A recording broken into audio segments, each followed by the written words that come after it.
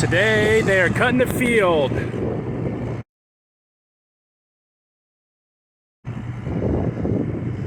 He's gonna make a pass down, and then they'll cut the rest of the field. They're gonna leave this part up here untouched. It's where the cattle have been grazing. It'll sit for, probably only 5 to 8 days because it's pretty dry. And we'll get it baled up. We're expecting maybe 20, 25 bales or so out of this crop. You know, the cattle have been grazing it pretty good. This is a swather.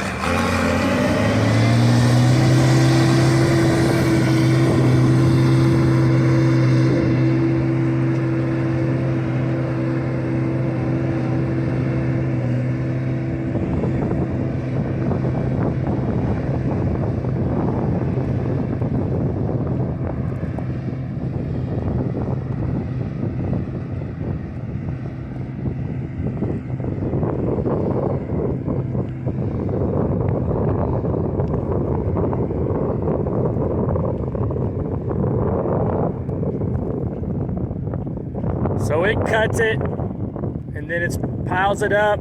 They'll come through and rake it and bale it.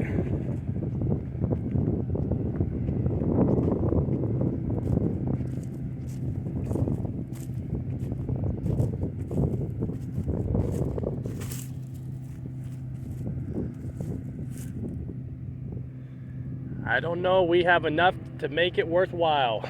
But we'll try it. We got to try it out. We'll just see what happens.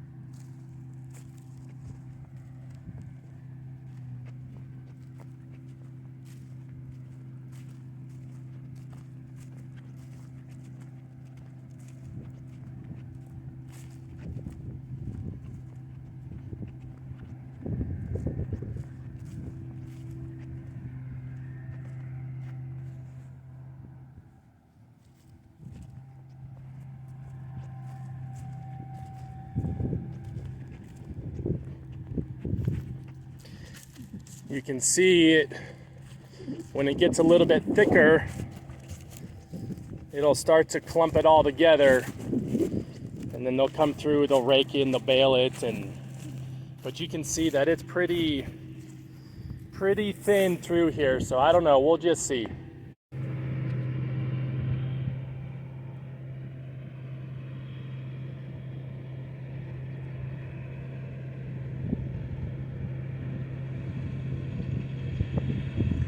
It cuts it, rakes it, lays it in a pile so the baler can come by and get it. Pretty neat machine.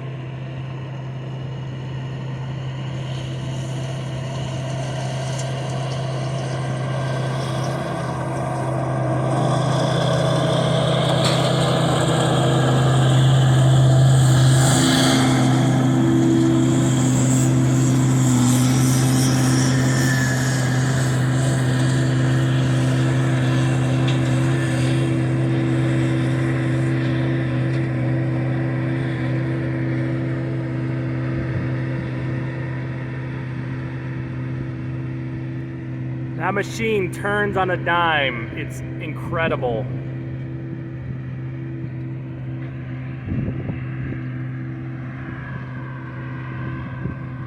All right, so we're on the field. You can see that the windrows are just, they're non-existent. There's really nothing here. And you can see they've grazed that pretty heavily, so we didn't cut anything over there. Chelsea's gonna go down. We'll show you kind of the better part of the field here.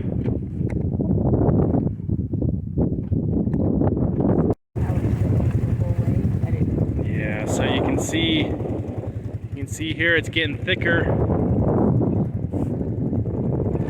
You can see over here where it looks really good, but this is all that it's producing. It's not It's just not thick. The baler would have a hard time picking this up. So, all right, let's go on down and show them the thick part.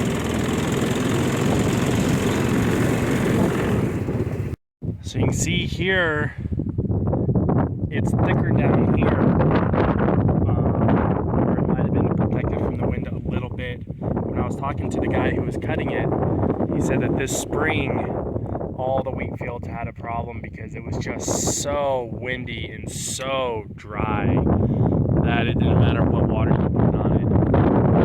You know, I told him that we didn't even fertilize it, and he said overall the field looked pretty good, but it just didn't produce. And the other thing he said is, and I had two farmers tell me this, was that the field wheat in particular is deceiving. That sometimes it yields really, really well and it doesn't look like it would. And other times it looks like it's gonna yield a lot. We'll drive over there and you can see what that field looks like over there. It just looks like it just produced a ton of hay, a ton of a crop. But wheat is deceiving and it just doesn't do it. Let's go up there and show you.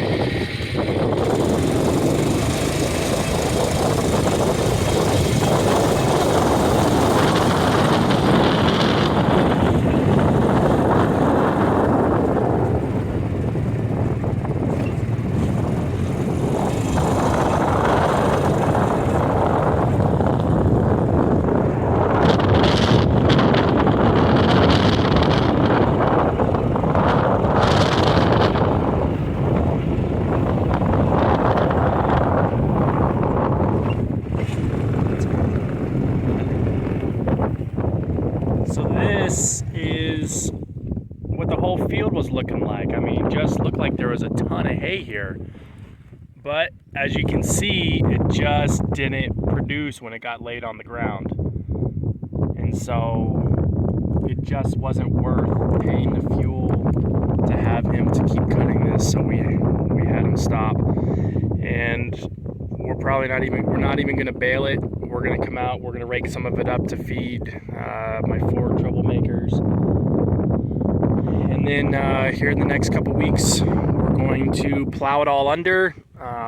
One of the thoughts from the farmer who was cutting it was there's more value in the fertilizer and the nutrients provided back to the soil than spending the fuel to bale it. And the cost for me to get it cut and baled and then put back into my barn, for the amount of product that I was gonna get, it's cheaper for me to just go buy alfalfa from the farmer. So you know, part of the ag business is moving with what comes your way and making decisions, and sometimes it follows plans and sometimes it doesn't. But this is what we have on our first harvest of wheat, and so for us not really knowing what we're doing, I think we did pretty good. And the cattle, we weighed them. I'll have to go look at my numbers, but they're doing about 2.5 pounds a day, which is right on track for what we expected. They're down a little bit, but down a little bit from the 3 pounds a day gain we were having a month ago. But we also had them pinned for 2 days, and they hadn't had their breakfast yet, so they were a little lighter. But overall, they're still tracking right where we would expect them to. My first batch of steers, they're averaging 710, and my other set of steers, they're averaging 480, I believe. And so they're tracking right where we would expect them for a 60 and a 30-day rotation. So we're pleased with that. And let's go back up and let the calves out. So the other day when I was out talking to the farmer who's going to come help me with the custom cutting, he noticed, he goes, "Oh, they messed up on your seed too." And I said, "Well, what are you talking about?" And he said, "Oh, well, this up here is triticale. It's bearded wheat.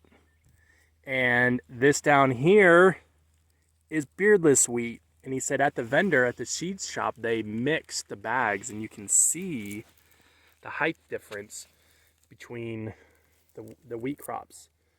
And he said that the same thing happened on his field, on a couple of his fields, that they mixed the bags, and so there's 2 different crops planted here.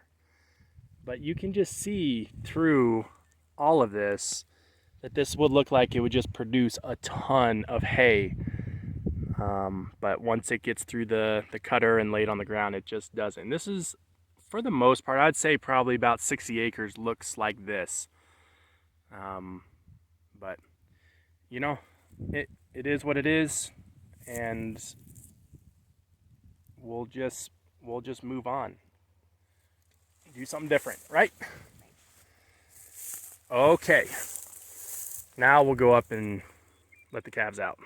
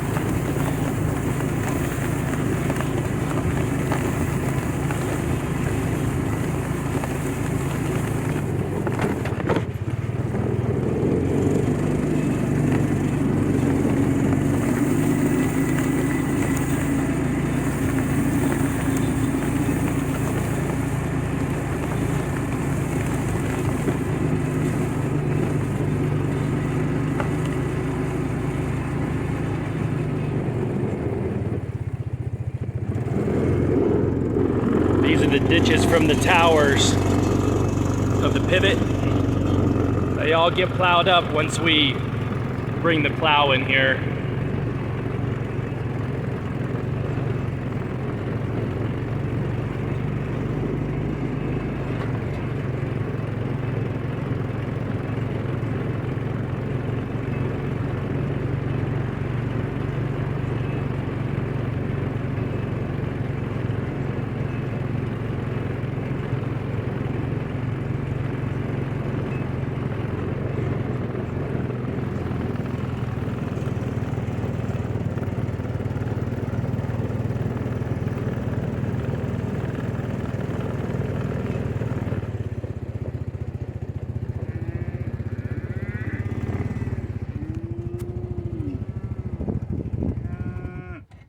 Telling me their bellies are not full. They clean that up pretty good.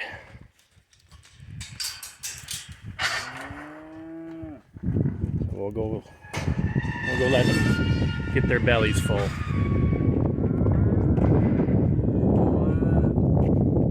I know. This number 3 here, I can't quite see with the sun, but this number 3 here, the kids call him Puzzle because he's got a puzzle face.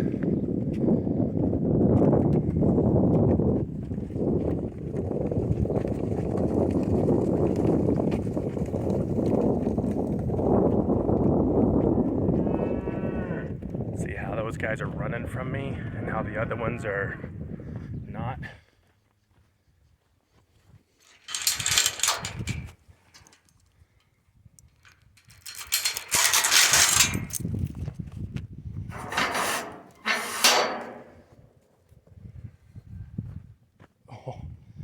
I was going to let him out the other way, but Chelsea opened up that gate.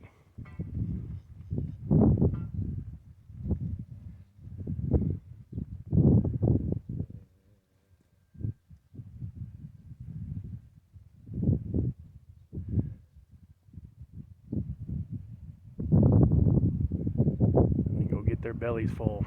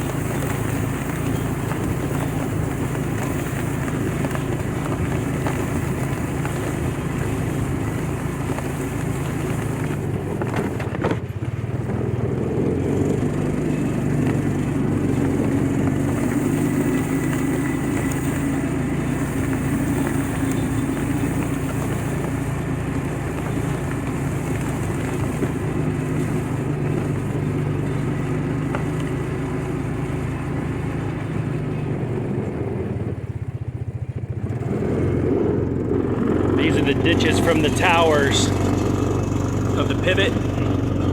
They all get plowed up once we bring the plow in here.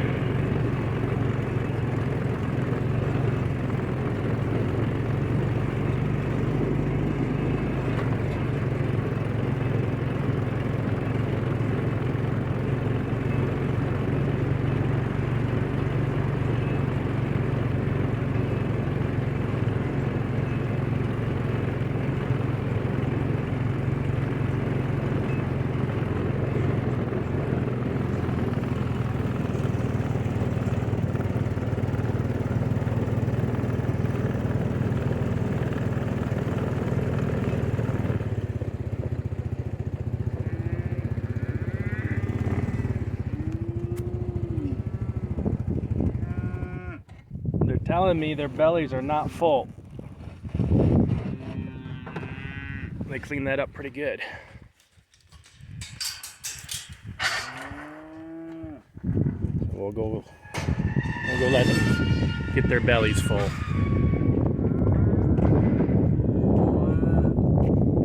I know. This number 3 here, I can't quite see with the sun, but this number 3 here, the kids call him Puzzle because he's got a puzzle face.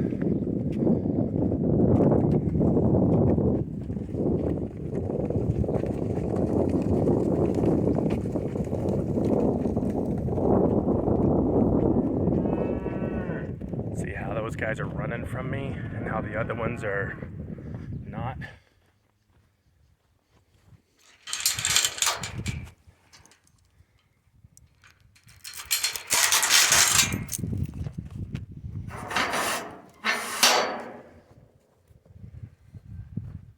Oh, I was gonna let him out the other way, but Chelsea opened up that gate.